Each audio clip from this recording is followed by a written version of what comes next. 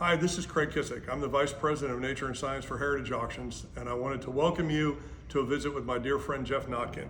We sold the first part of Geoff's extensive meteorite collection last year, and we're going to do part two, if you will, the sequel, coming up on July 22nd. We're happy to have Geoff back in Dallas to help us send this message to the community, and I want Geoff to tell us a little bit more about why he's bringing this collection to auction and what's so exciting about it. Tell us what's good, Geoff. Well, thank you for that lovely intro, Craig. Let me just say, first of all, it's so nice to be back at Heritage. No, it really is, with you and your team. And you know, I have a lot of affection for you guys and for the auction company. And you understand my work and why meteorites are so special to me and how difficult it is to go out in the field and find things. So it's a pleasure to work with like-minded people who appreciate that meteorites are rare, valuable, and let's face it, rather strange. So I don't feel like just another consignor that's come through and it's just a average auction that we're doing. This is a really special event for me. So thanks a lot for having me back. What a treat. Well, I agree with that, and I think the offerings are something that you're not going to see every day, even if you have a lot of extensive experience with meteorites. And we've had a lot of fun putting this together. We have a great preview, we'll have a great catalog, and we're going to have a great sale. And we really appreciate your trust in us. But again, you know we're meteorite people too. Yeah, you are. And fossil people, Yes, and rock and mineral absolutely. people.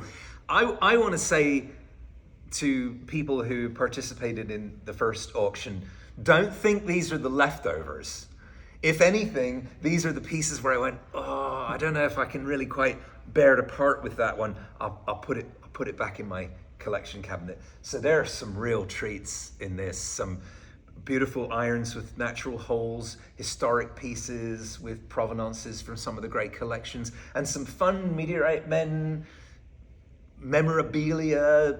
I don't know if paraphernalia is quite the right word. Field gear, detectors, my rock hammer, and a lot of finds that we made, together with some really unusual historic items like those H.H. Nininger letters.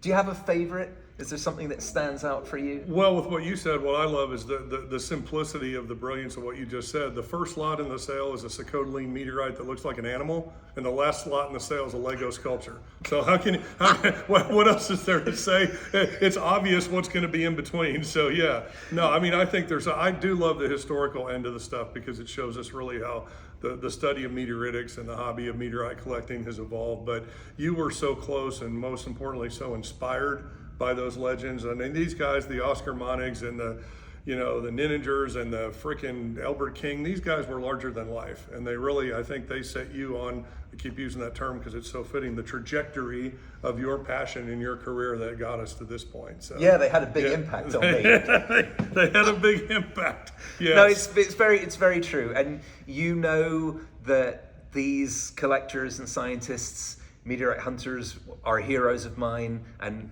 people that I have always looked up to in my career. And it's thrilling and quite an honor really to present some of those pieces with the original documentation and even to bring a few meteorites home to Texas. There are those two DePort irons, there are several pieces from the Monig collection, there's an Odessa, a small Odessa, and they've been out in the world and they're coming home to Texas, so it's quite heartwarming to see them back here. I think it's a great thing. We love the repatriation of stuff from the Lone Star State.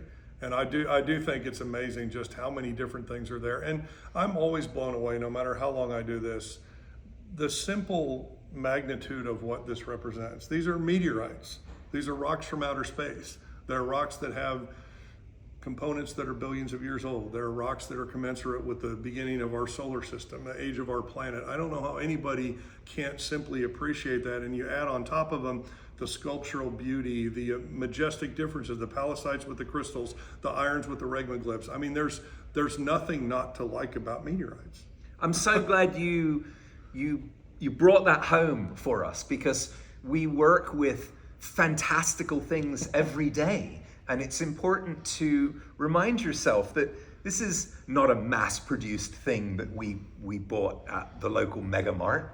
This is a piece of another world, an asteroid or the moon that has made an incredible journey to land here on Earth and then, against all odds, survive Earth's environment and be found and recognized and brought to auction.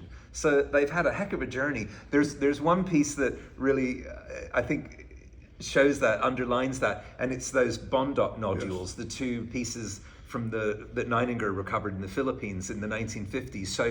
So that meteorite started on an asteroid, probably in the asteroid belt, millions or billions of years ago. That asteroid was destroyed, probably by collision of two asteroids, because it's a mesosiderite. Then it wandered through space for who knows how long, millions of years perhaps, encountered Earth's gravitational pull, fell through the atmosphere, survived its fall, didn't land in the ocean, landed in the jungle in the Philippines, was found, recognized as a meteorite.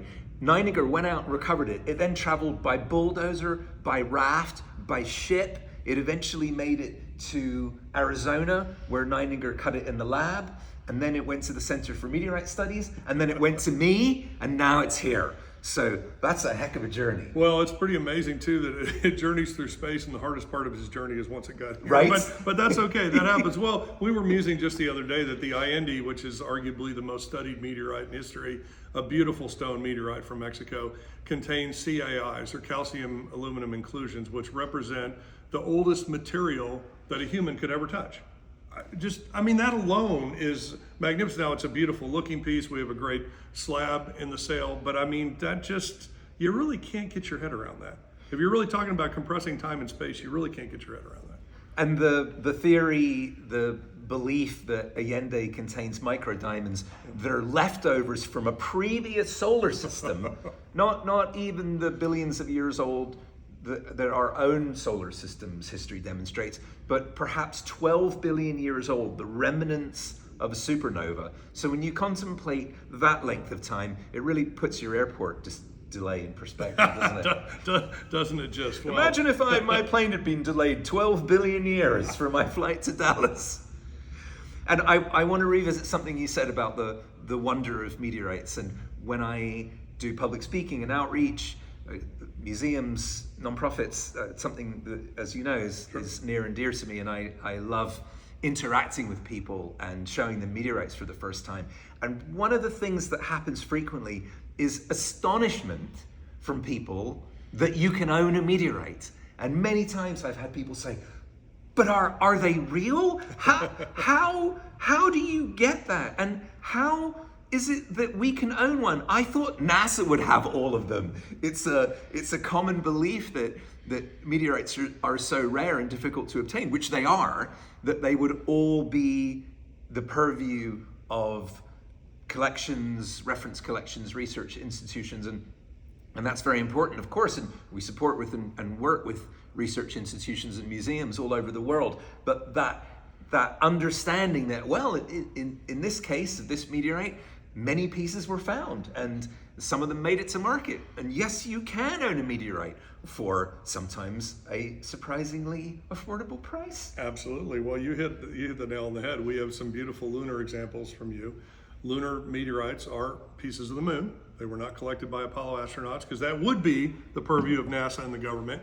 But those pieces that can be collected legally and sold, it's one of the top items that anytime someone comes to Heritage and wants to tour our beautiful facilities and see all the amazing stuff we have, they always want to stop to be at Natural History, because everybody wants to hold a piece of the moon. That universal fascination is never going to go away. But you're exactly right about the difficulty of getting these, but they are available, and that's what's so cool about this. You literally can own not even a piece of human history, you can own a piece of universe history. I don't even know how to put that in context, so it's pretty amazing. But everybody should join us. The auction is up now. It's live. You can even start bidding already. We're going to have a wonderful time over the next couple of weeks. Going to see a lot of good stuff put out there, telling more about what's in the sale. And then on July 22nd, we're going to sell the sequel of the Geoff Notkin collection of meteorites. And I'll be here in person for that. There you go. Excited about that. Absolutely. And I'd like to mention, as you know, of course, there are a number of lots from Meteorite Men from my television series, pieces that we found, and also some of my equipment, wardrobe, just fun things that we wanted to put out there. And all the Meteorite Men items come with a specially prepared certificate of authenticity that I've signed. And all of my Notkin collection pieces come with a specimen ID card that was handmade and hand lettered by myself. I really wanted to have a personal touch and some documentation, some meaningful documentation to go along with all of these pieces. So we've done our absolute best to make the sequel better than the original. It's like Empire Strikes Back and Star Wars. It's fantastic provenance, and of course we also, Geoff is too humble. He's also authored several great books, and some of the lots actually come with an autograph book too, that tie into pieces that were featured in those various volumes. So there's so much neat stuff and so much interconnectivity, but this is Geoff's heart, and this is the stuff that he's going to share with everybody else. So we are looking for stewards and good homes for meteorites that mean a lot to Geoff and mean a lot to us at Heritage Auctions.